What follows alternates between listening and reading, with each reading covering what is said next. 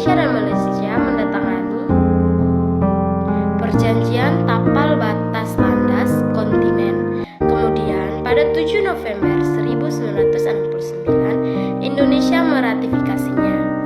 Indonesia tetap berpegang teguh pada UNCLOS 1982 yang menyebutkan bahwa landasan kontinen dihitung sejauh 200 mil laut dari garis pangkalnya. Selain itu, Indonesia telah lebih dulu dikenal sebagai negara kepulauan melalui Deklarasi Juanda 1957 yang kemudian diperjuangkan masuk ke dalam forum UNCLOS. Setelah cukup lama berselisih pendapat hingga nyaris konflik terbuka tahun 2009, kedua negara tersebut bersepakat untuk mengakhiri perselisihan, melakukan apa yang lazim disebut deskalasi, pilihan damai yang mengakhiri konflik.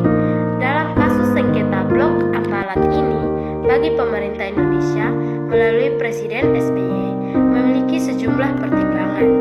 Pertama, kedekatan kultur atau budaya Indonesia dengan Malaysia yang sudah terjalin ratusan tahun lamanya. Meski demikian, Indonesia tetap meyakini Ambalat merupakan kelanjutan alamiah dari lempeng benua Kalimantan. Fakta inilah yang menjadi prinsip dan menguatkan keyakinan bahwa Ambalat berada dalam kedaulatan Indonesia. Sekian dari saya, lanjut ke teman saya, Unit 2. Unit 2 yaitu cara-cara penyelesaian sengketa internasional secara damai. Cara-cara penyelesaian sengketa internasional secara damai.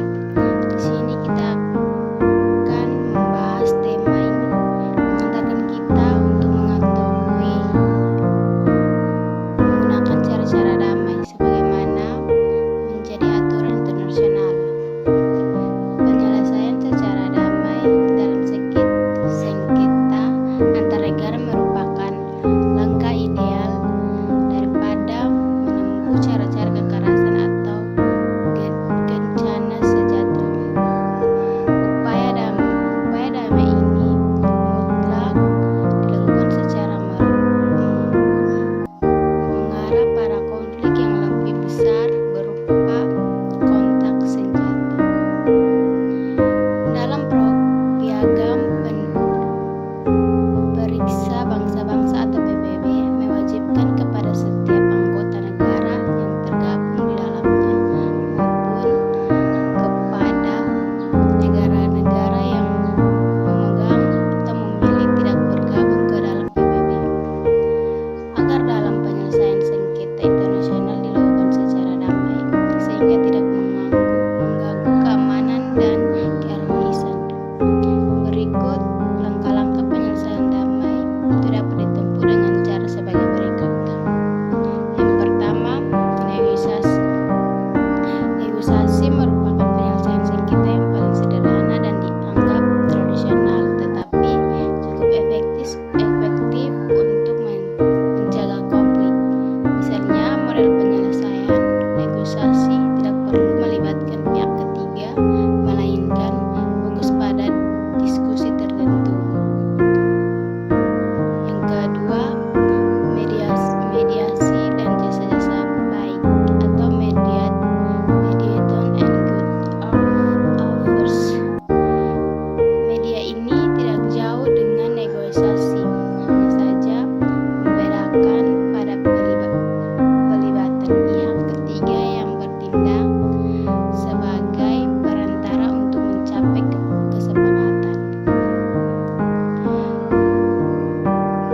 Yang ketiga, konsiliasi atau conciliation. Istilah konsiliasi memiliki dua arti. Yang pertama, satu metode dalam proses penyelesaian sengketa yang diselesaikan secara damai dengan istilah konsiliasi memiliki dua arti. Yang pertama, satu metode dalam proses penyelesaian sengketa yang diselesaikan secara damai dengan dibantu melalui perantara negara lain atau pada